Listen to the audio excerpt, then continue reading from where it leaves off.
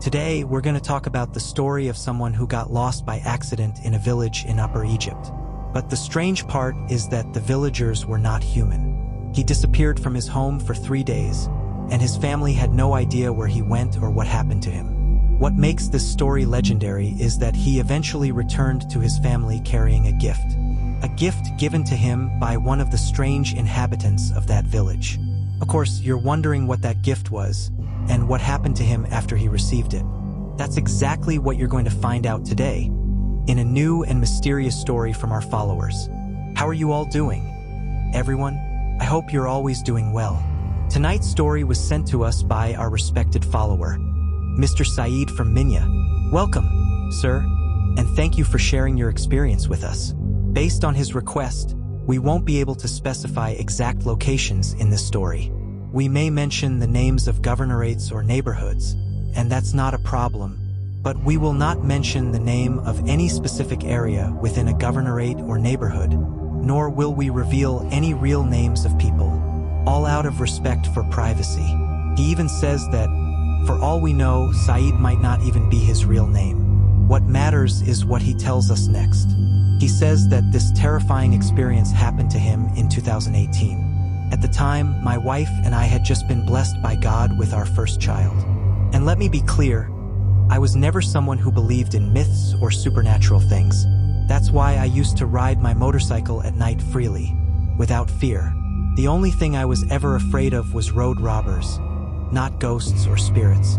But all of that completely changed after what I saw. Something beyond imagination, something I never expected. In 2018, my wife was about to give birth. At that time, she was staying at her family's house in Minya so they could take care of her. Meanwhile, I was working on a ceramic finishing job for a new building in Beni Suef. Of course, it was impossible for me to finish my work and travel every day from Beni Suef to Minya. So I had no choice but to stay overnight at the job site throughout the week. I would only return to her on Thursday night, spend Friday with her and her family, and then early Saturday morning, I would head back again to my work in Beni Suef. That's how I used to visit them once every week. The distance between Beni Suef and Minya took about 2 hours by motorcycle. Week after week went by until the baby was born. Even after the birth, she remained at her family's house until she fully recovered, and I continued with my weekly visits as usual. The horror began in October 2018. At that time, my son was about 1 month old. It was a Thursday, and I had finally finished all my work. I wasn't going to travel to Beni Suef again. It was my last day on the job. I was extremely happy to finally be done with that exhausting weekly travel. I prepared myself to leave at 1 o'clock after midnight and head to Minya. I called my wife and told her, "I'll leave at 1 a.m. and, God willing, I'll reach you by dawn." She said, "All right, travel safely, and let me know as soon as you set off." At that time, I had no choice but to take side roads or smaller back streets. I avoided the main roads because, by bad luck, my motorcycle license had expired. I was afraid that any checkpoint would stop me and ask about my license. And in the middle of the night, these side roads would become. There were no speed cameras or checkpoints on those roads, so I could ride freely and comfortably. Yes, after midnight they looked terrifying. Dark, empty, and without any streetlights. But that was never what scared me. What truly frightened me was the possibility of running into road robbers, or a checkpoint that might stop me and ask for my license. Not Jinn, not ghosts, and not any of that kind of talk. Around 3 a.m., while I was approaching Minya, a light drizzle started, just a few raindrops. I told myself, it's okay, we're entering the rainy season. I slowed down, keeping my speed around 40 kilometers per hour. What made things worse was that I was wearing glasses for nearsightedness. Any rain on the lenses would blur my vision, making it harder to see and reducing clarity. I thought about stopping my motorcycle under a tree until the rain passed. But then I remembered that the tree would be full of dust, and the rainwater would wash all the dirt down onto me. I realized that was a terrible idea. The alternative road I was on had nowhere to hide from the rain. On the right, there were cultivated agricultural lands, and on the left, there was a pasture running parallel to the road. I was still thinking about what to do when suddenly, a very thick fog suddenly descended. I was surprised because the fog appeared out of nowhere. I had been traveling this road for months, and I had never seen any fog here. But that night, an incredibly dense fog appeared. I was so scared that I got distracted, and in the confusion, my motorcycle slipped into a ditch. I kept praying silently to myself, saying, "Lord, let a car pass by," and I followed its lights in my mind, hoping it would guide me safely. The night was pitch black, with rain and thick fog, double darkness. Yet not a single car passed by. I continued praying quietly as I rode, keeping my focus on the road. After about a kilometer, I finally pressed. The fog began to clear little by little, and I decided to pull over to calm myself down from the shock. I stopped on the side, lit a cigarette, and smoked it quickly.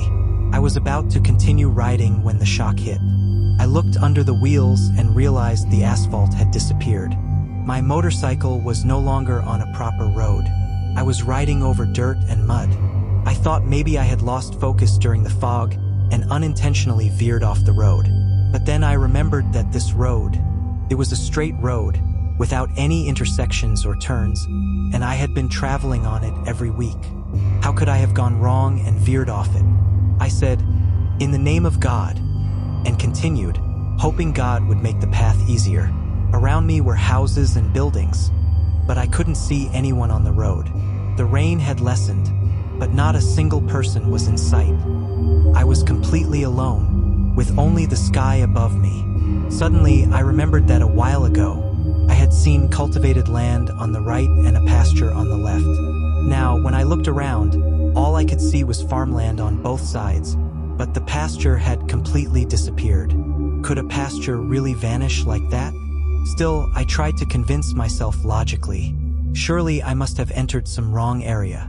The fog continued to slowly lift, and I told myself to keep going. In the midst of my confusion, I spotted a light coming from afar. My heart felt relieved. Thank God, I thought, there must be houses of people. Without overthinking, I headed straight toward the light. As I got closer, I saw a massive tree standing tall, as if it were a gateway to the illuminated area ahead. I rode in a little further, but my confusion and fear only grew inside me. The light I had seen from afar was not from electric bulbs. It was fire hanging in the air in front of every house. I thought to myself, am I dreaming?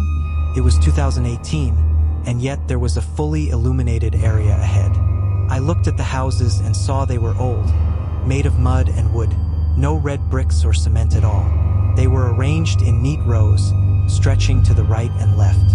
I walked along the pathway between these houses. There was not a single soul, no human or even an animal. I thought maybe the people were asleep since it was late, and there was no one to ask. I parked my motorcycle again and took out my phone, intending to call my wife and her family to describe the place I was in, hoping someone could help me.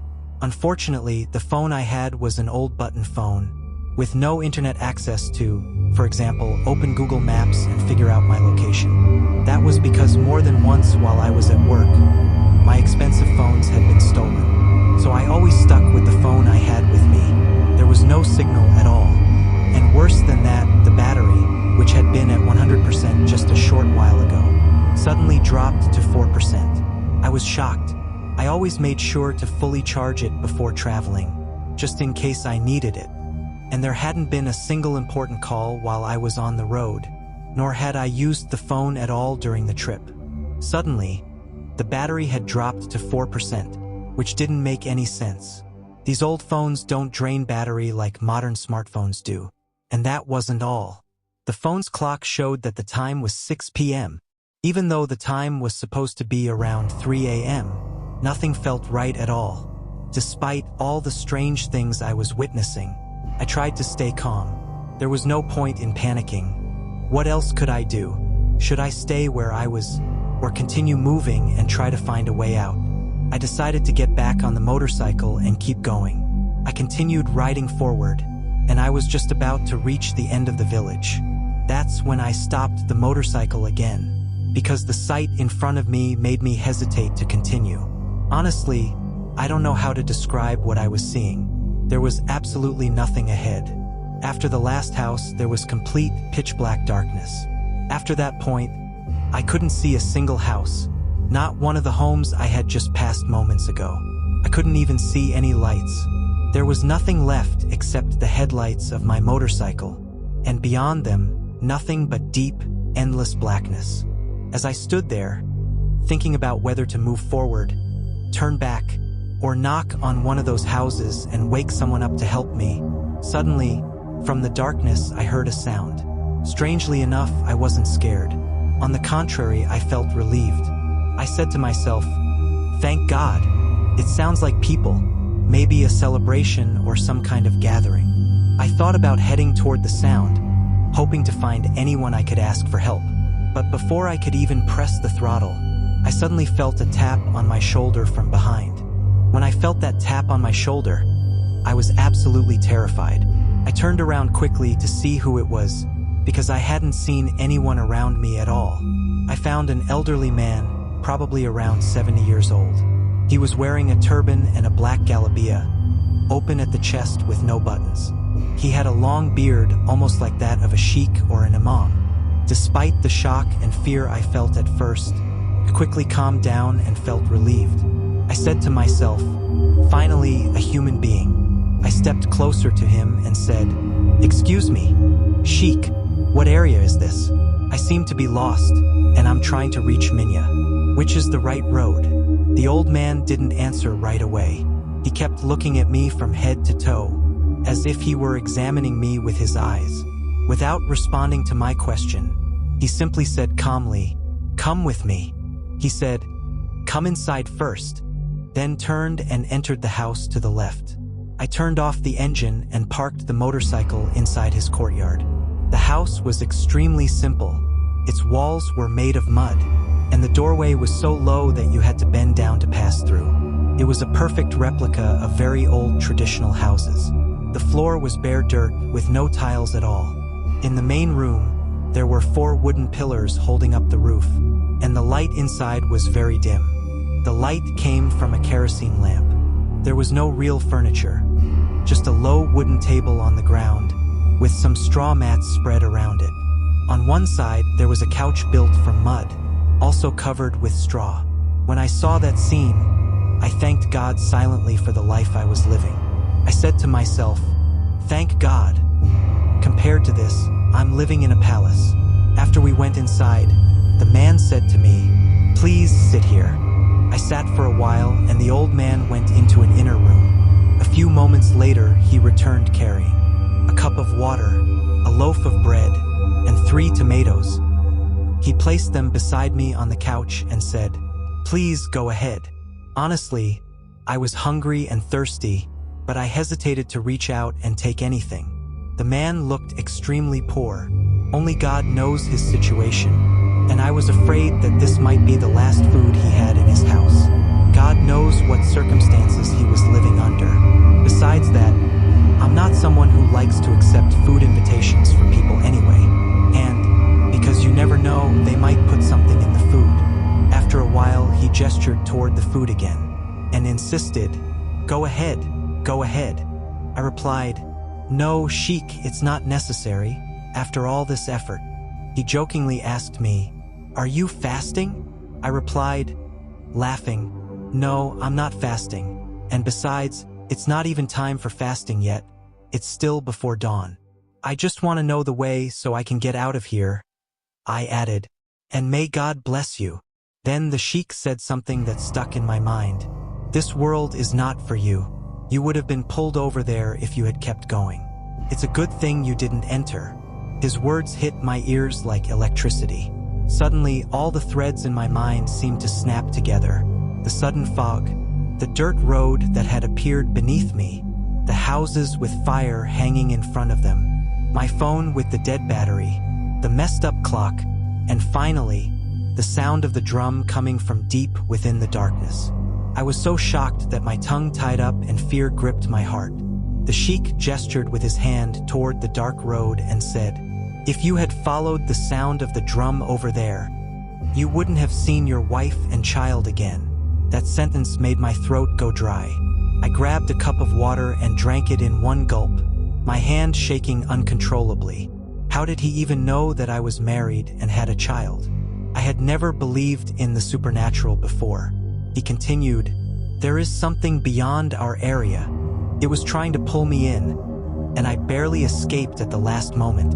He continued calmly, "Say God's name and keep moving. Whoever comes to this place is given a great responsibility.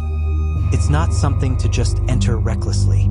Then he handed me his hand, and in it was a small black stone, about the size of a mourning date. It was a black stone, but it shone with a very intense, almost supernatural gleam. He said to me, "Follow the path that will take you out from here, and never stop. If anyone calls out to you, don't respond, and don't focus your eyes on anything happening around you. Just look straight ahead at your path." "Understood, Sheik. Thank you very much," I replied. I shook his hand and left his house. I got my motorcycle ready to continue my journey, but then my gaze fell toward the darkness from where the sound of the drum had come. The sheik quickly approached me, his voice firm yet mixed with a faint smile. "Don't look over there," he said. "If your imagination drifts and you glance, you'll get lost and find yourself reaching a place that will break your mind." That smile of his is still etched in my memory to this day, and I still don't fully understand its meaning. But I knew he was warning me about something dangerous. I got on my motorcycle and moved carefully through the village, following the path in front of me. I continued riding slowly, making sure not to make any mistakes on the path. I glanced in the mirror and saw the sheik standing in his place, as if he was watching me, keeping an eye on me until I safely moved on. But this time, the road wasn't like before. Something even stranger happened. The houses suddenly opened their doors as I passed by. From the first house, a strong scent of rose perfume wafted out. The next house gave off the stench of blood, and inside, many children were playing in the courtyard. Next to one house, there was a horse-drawn carriage, as if part of a procession. In the courtyard of another house, there appeared a man or maybe giant feet, but I couldn't turn my head to see clearly. I could only glimpse it from the corner of my eye. Another house had its door closed, and inside, I could hear people crying out in pain and distress. Yet another house had its door open, inviting me, or perhaps daring me, to look inside. An elderly woman stood at one of the doors, gesturing to me and saying, "Come here." But the sheik's words echoed in my mind. "Don't stop, don't respond if anyone calls you, and don't look to the right or left." I kept my eyes on the road ahead, reciting prayers quietly as I rode. Finally, I passed the massive tree that had looked like the gateway to the village. I realized I had survived. I rode a little further, and suddenly the fog descended again, just like the first time. It lasted for about 10 minutes, and then it vanished completely. The fog gradually disappeared. I looked beneath me and saw that the asphalt had returned, not dirt anymore. I thought to myself, thank God. After about 5 minutes, I heard the call to far prayer from afar. I stopped in front of a small mosque and parked my motorcycle there. I was exhausted and worn out, so I stretched out a little in the mosque courtyard, listening to the call to prayer and trying to rest.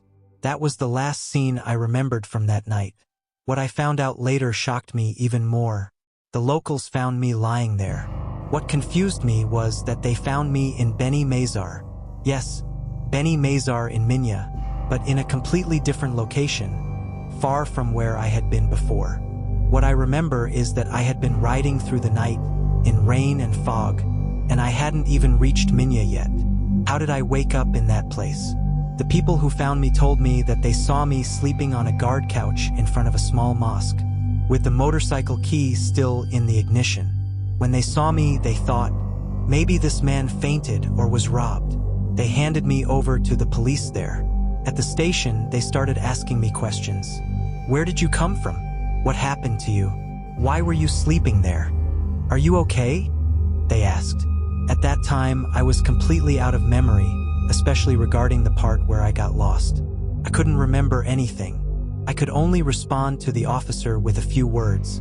while the rest of the time, I was in a daze in the middle of the confusion. I was in front of the local mosque, the one near where they found me with the people. They noted that what happened to me wasn't a crime. My money was still there, my phone was still there, and the motorcycle was still there. They also mentioned that there had been similar incidents before. "Are you okay?" they asked. At that time, I was completely out of memory, especially the part about getting lost. I didn't remember anything. I could only respond to the officer with a few words, while the rest of the time, I was in a daze amidst all the confusion. I was in front of the local mosque, the one near where the people had found me. They noticed that what happened to me wasn't a crime. My money was still there, my phone was still there, and my motorcycle was still there. They also said that there had been similar incidents before. This had happened before in the same area. The police searched my phone and tried to call a relative. My uncle came and took me back to my wife's family house. By the time I arrived, my memory still hadn't returned. Every time my wife or her family asked me, "What happened to you? How did this happen? What did you do there?" I kept answering them with the same sentence. "I don't know." I couldn't remember anything and stayed completely silent, lost in a daze to the point that they suspected I was hallucinating. This state lasted until the next day. That's when I began to understand from my wife's words that I had actually disappeared for 3 days. I was shocked and said to her, "3 days? I thought I just closed my eyes for a little while in the mosque." No matter how hard they tried, I couldn't explain to them where I had been during those 3 days. All I could say was, "I don't know." I still couldn't remember. They told me that whenever I was lost in thought, it was as if I was talking to another person, saying, "Thank you, Sheikh." They asked me, "Who is this Sheikh you keep thanking?" I could only reply, "I don't remember." As shocked as my wife was, she stayed calm and took care of me. She said, "The important thing is that you are back safely. Relax for a while, and with time you will remember the moment." And indeed, over the following days, my memory slowly started to return with patience and effort. It was just like putting together pieces of a puzzle slowly, and with each day, one memory fit onto another in my mind, until I remembered everything that had happened. But the story didn't end there. After that, frightening things started happening at home.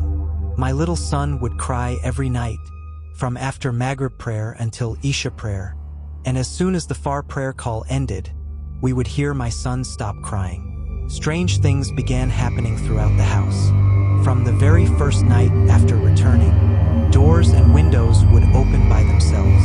My mother-in-law would go to check, thinking someone was there, but she wouldn't find anyone. This happened 3 times a day, every day. My wife's grandmother said she saw a woman dressed in white, entering the house through the front door, passing through the living room as if she were made of air.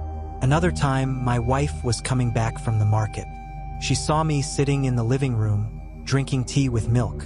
Suddenly, she heard our son crying from the bedroom. She rushed quickly into the room and found who were the ones in the living room then. From that day on, the horror inside the house continued for an entire week, night after night, day after day. In the middle of one of those nights, I dreamed of the Sheikh. He spoke to me clearly and said, "You are carrying something that does not belong to you. Take it back to the cemetery of that village. Wrap it in a burial shroud, and bury it under the sycamore tree."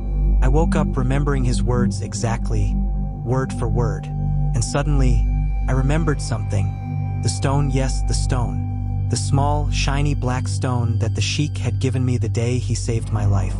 My wife and I searched through the clothes I was wearing on the day I got lost. Please, God, let it still be there. And we actually found it. But the strange thing was that its shine was gone. Before, it had been jet black and glowing. Now it looked dull, dusty, and lifeless. Still, the important thing was that we found it. And that was enough. We kept searching for the name of the village the Sheikh had mentioned, and it turned out that it actually exists in Minya. I told my wife, "I have to return this stone." She advised me not to go alone if I was going, and to take someone with me who understands these kinds of matters. so I hesitated.